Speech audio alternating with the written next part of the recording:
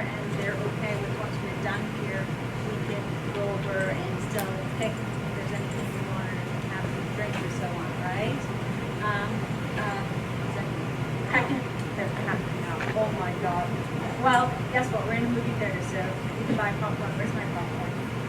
Anyone? The popcorn for me? It's all the way in the back there. Oh, like seriously. So, again, thank you all for coming. I think you can all hear me, yes? One of the things I think where many of us, when we're talking and, you coming out, a lot of you are my family members, friends, and colleagues, business colleagues. I've worked with some of you, is we know what's going on in our environment and in our society. And we always want to make a difference. And part of it is coming together and talking, and our panelists and guests today, their array of different businesses and success stories. And I think it's important because you have to start within the communities, right? If you don't look at, what is this business doing that's doing so great, and they're under the radar, they need employees, or they're looking for, to grow or do business with them. It's important for you to get out and understand what are those key elements of success. And they change. Part of my research shows that all the stuff that I'm doing with consulting, my training work, the research, it's always the same thing. I have a management accounting background, and it all boils back down to the same things. And some of these things we do are routine, and we need to change. We need to be able to make those changes. So hopefully this evening you will get a couple of good messages that will help you to go back, either for yourselves or for others, and be able to bring that message going forward. So without further ado, I'm going to hand over the other mic to Phil. Thank you so much, Mark, for getting us another one. We appreciate it. Awesome. And then we'll just go through each of our panelists, and as you can see up, we have a little screen thing about their key elements of success. It will stay up for probably a minute or two, and we'll just move around. And thank you. We'll open it up a little later. You can either talk about your own key elements of success, or if you have questions for the panelists. All right? Oh, and if you're tweeting or doing social media, we know what it is. Hashtag, what is it? Come on. Yes, Fireside and KEOS, KEOS. Awesome. Well, at this time. There you go. At this time, I'd like to. I'll change it. Don't worry. Okay, at this time, I'd like to also mention the name of Dr. Graham's company. She's phenomenal. Graham International Consulting, and she's a powerful mentor in New York City to hundreds of women. And on Long Island, we're fortunate to have her. Now, I'm not going to be talking too much, but one of the things I want to say, key elements of success is very important, and you should take good notes. How many people take good notes? Right? Because many things that we do in life is because somebody says something to us. And if you listen, you never know how powerful a quote is. I'm just going to leave one quote with you that changed my life, and it was by Percy Sutton. All of my life I've had access to people with ability, but not access to capital. I believe anything in life is possible when you have access to people with ability and capital. And that led me to have 10 stores and 100 employees, just that quote alone. So never underestimate what words mean. So I want to go down the panel. Each one is going to take like a minute to introduce themselves, the name, and give you a little bit about them, and then we'll go into the key elements of success. Good evening, everyone, and thank you so very much for coming out. My name is Keen Holiday. People that know me from when I was a young man and a little kid in Amityville, they know Kenny Holiday. And they got kind of shook up when I changed my name. But that's what happens when you go to Hollywood. See, people don't really understand how that happens. I'm going to tell you more about what the unions do a little bit later in success. Good evening, everyone. My name is Dr. Monique Darasoy-Keel, and I'm the Assistant Superintendent in the largest suburban school district in New York State, and that's Brentwood in Suffolk County. And I'm really excited to be here. I'm really excited to share some things with you a little later, and I'm excited to hear from the other panelists as well. Let's do a test. Yes, it's working. My name is Laura Palker. I'm the CEO of Trade Show Solution Center.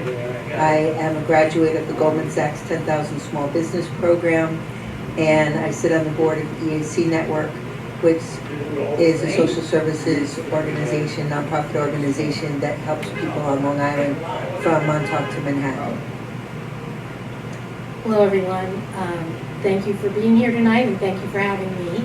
My name is Diane Michelli. I'm the Vice President of WLIW Channel 21, Long Island's public television station, and I am a lifelong Long Islander. Evening, everyone. I'm Paul Williams. I'm CEO of Absolutely Trophies, Trophy and Award Store in Bayside, Queens. Also founder of Inner City Handball Association, nonprofit youth athletic group, and on the board of the YMCA, and a Goldman Sachs 10,000 graduate also, cohort 19. Okay, we're going to use a little innovation this time. The next part of the program, we're going to ask each panelist what has been a key element of success and why is that key element of success been important to you. But we're going to start from the left this time. That's the innovation. So, my key element of success has been the ability to adapt under challenges that have been personal and professional. Within a period of like 1 year, I had lost my parents, was unemployed, and was unengaged, all in a period of less than 12 months. So life changed quite a bit. And through that, though, because the economy wasn't as doing as well 10 years ago, I had to reinvent myself from being a computer consultant to deciding to take on a private business and trying to grow that business, which it has over 7 years. And through that, really learning how to stay focused on my customers, no matter what's going on in my life, staying focused on them, making sure I give them the best quality service and support, because they're the lifeline of my business, and they help me to be able to grow my business. And so, you know, if you're in business, you have to stay focused, and that's what I've been doing. So I'm just going to jump before Paul hands off. Paul and I met a couple of years ago, and his business has grown to like leaps and bounds. You shouldn't understate like some of the other elements that the other panelists will share. You will see how it's really amazing transformation. One of it is also, you know, for the want of a better word, is biting that bullet, taking the risk. If you don't risk anything, you risk everything, right? Yeah, taking a risk. You know, most people thought I was crazy when I went into the business because I've never been in that business before. But the previous owner thought that I would be a good fit because of my nonprofit experience, my computer technology background, and my ability that I've been in retail but selling computers for years. And he thought it was a good fit. I didn't think so. I thought I'd be in the business for like maybe a year or two. But I decided to go all in it, make an investment. Took, you know, I was out of work for 21 months, so my cash reserves were a little bit weak. So I took everything and put it into the business because that was it. You know, failure wasn't an option, and it was just that I had to make it work. And now it's, you know, September will be 7 years, and it still keeps on growing. And but you know, you just have to persevere, you know, no matter what changes. And a lot of people have given up. You know, especially in that 10-year period, I had friends that moved out of New York. And, you know, said, you can't live here. You know, they gave up. And you just have to look within yourself, you know, have faith, and just decide that you're going to go forward, and that's what I did. Thank you. I try to prescribe to the rule of 3. It helps me to sort of keep myself focused and organized. And I find that it works in a lot of different parts of my life. And so I'm going to talk about 3 things real quick. Number 1, I find for myself one of the keys to success is what I call being pleasantly persistent. Not just being persistent, but being pleasant about it. Always finding a nice, pleasant way to reach out to someone and be persistent and not give up. And the pleasant part of it, I think, really makes it best. The other thing is lifelong learning. I always want to be learning. I always want to be meeting new people. I always want to be learning from them. One of the reasons why I love doing the work that I do in public broadcasting is because one of the hallmarks of public broadcasting is lifelong learning. And so I feel like that really embodies what I believe in and how I want to live my life, but also what I'm able to contribute to. And the other thing is connections and networks. I find that, you know, it's easy to meet people, but keeping up the connections and having that network is something that you really have to work at. And I think that it always pays off. And, you know, always just choosing positive in everything that you do, I think really makes a huge difference. Those are my things that I try to prescribe to be successful. So, Diane, as you shared, are very important. And one of the things that, for me too, I've experienced is when I reach out to colleagues, you know, it's that soft, being yourself, like being authentic.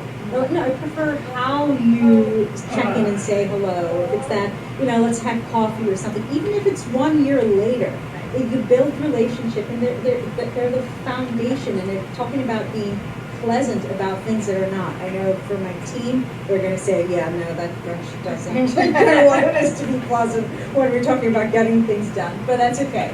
You know, I have my hat where I'm a drill sergeant, we just got to move things through, but you're right. People like people being nice, even if they're being mean. Yeah. And you get so much ahead and so much more. Yeah, I think really thinking about choosing your words and how, you know, as somebody who is a manager of a company, you know, I have to do some things that are not so pleasant sometimes. But I try to find a way to make it positive and to find, I do what I call a sandwich. So it's like present something like positive, then, you know, really give what you need to give, like the criticism, or, you know, here's what I need you to do better, or whatever it is. But then always end with something that's encouraging. So even though you're delivering tough news, or you're telling someone they're not doing their job well, or that you need more from them, or you want them to step up, or whatever the case might be, present it in a way that doesn't make them feel bad, but makes them understand that you really are just trying to empower them to be the best that they can be, and that you're encouraging them, as well as giving them constructive criticism and advice to do better and to be their best self.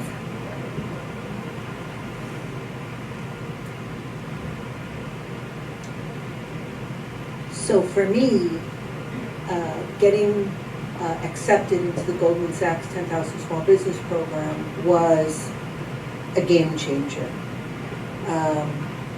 I had met Paisley and went into my interview and submitted my application with my financials.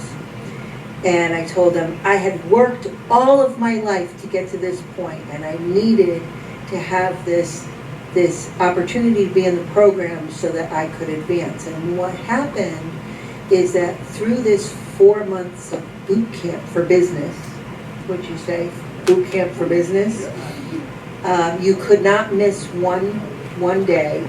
So I was flying to Kentucky, setting up a job, flying back to New York for class, and then flying back to Kentucky and taking down the job.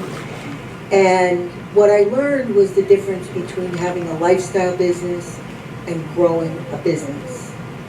Being able to create a job for myself and being able to create an opportunity for others to have a job.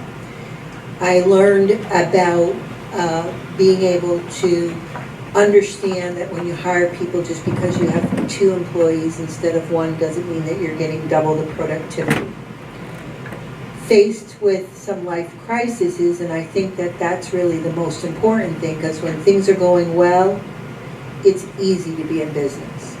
When things are not going well is when you really step up to the challenge. And for me, I had lost my best friend of 30 years to suicide, and then I lost $500,000 in business in 3 clients.